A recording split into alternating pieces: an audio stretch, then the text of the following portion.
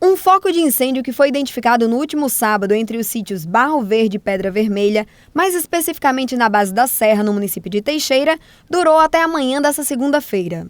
Era possível observar a fumaça vinda da serra, de diversos pontos da região, o que alertou os moradores do município, como conta o agricultor Joel Santos. Deixei a limpeza e vi a fumaça. Aí eu me disse, vai lá o que está acontecendo. Eu fui dar a volta pela serra, fui até o local que começou o incêndio. A gente vai divulgando as fotos, o pessoal ligou para o bombeiro ontem. Aí o capitão ligou para mim para a gente se reunir para vir aqui em cima da serra hoje olhar. O tenente Id Gleigson, em conversa com nossa equipe, falou do surgimento do foco do incêndio. Segundo ele, não tem como determinar a origem. É muito complicado de a gente fazer uma análise e saber realmente onde foi que iniciou e onde é e qual a causa, a possível causa do incêndio. Assim, a gente sabe que a cultura da nossa região são de algumas queimadas desmedidas, principalmente pelo fato da vegetação estar seca, para dar local a uma determinada plantação de alguma leguminosa, de alguma verdura, de alguma coisa do tipo. Mas a gente não tem como afirmar isso. A vegetação em si, no estado que está, e a temperatura, ela também são propícios para a dinâmica de um incêndio florestal.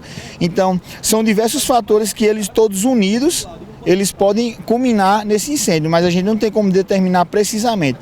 Por se tratar de uma área de difícil acesso, os bombeiros tiveram dificuldade em chegar ao local e contaram com a ajuda da população, que contribuiu de forma significativa. A gente teve acesso através do Barro Verde, inclusive Joel, que é um cara que trabalha na ONG aqui de Teixeira, foi que auxiliou a gente como orientador.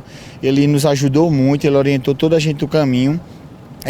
A gente contornou por um lado da serra, adentrou pela vegetação muito fechada, a vegetação muito fechada, a vegetação, o solo ele é um pouco íngreme, cheio de pedregulho, então a gente tem que descer por as tidas varedas mesmo, por onde a água escorre. E tudo isso aí foi gerando uma certa dificuldade. A gente usou de algumas foices, alguns facões para abrir o caminho mais para a gente. A gente tenta se proteger ao máximo, mas acontece das vezes a gente se arranhar, se machucar, mas é coisa mínima, não é nada que venha a minimizar o serviço da gente e nem que a gente preste ele da melhor qualidade para a população. Uma viatura de combate e outra de busca e salvamento foram enviadas ao local para combater o incêndio. Segundo o tenente do Corpo de Bombeiros, Id Gleigson, cerca de 10 homens participaram da ação.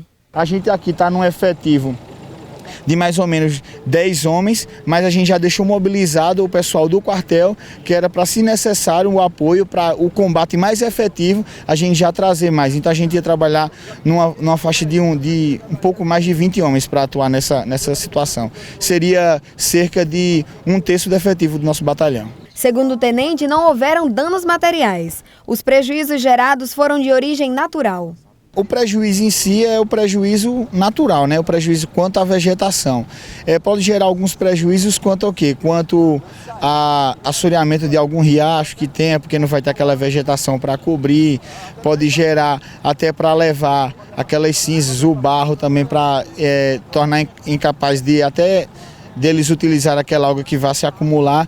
Mas quanto a danos materiais, como a gente pode dizer, a plantações, a animais de criação, vacas, bodes, caprinos no caso, a gente não tem como dimensionar, mas nos locais que a gente analisou não tinha vestígio de nenhum curral, não tinha vestígio de nenhuma casa. Então o máximo da população foi porque as chamas se propagaram rapidamente, tomaram uma dimensão um pouco maior e aquilo, querendo ou não, salta aos olhos de quem não tem o conhecimento devido daquilo.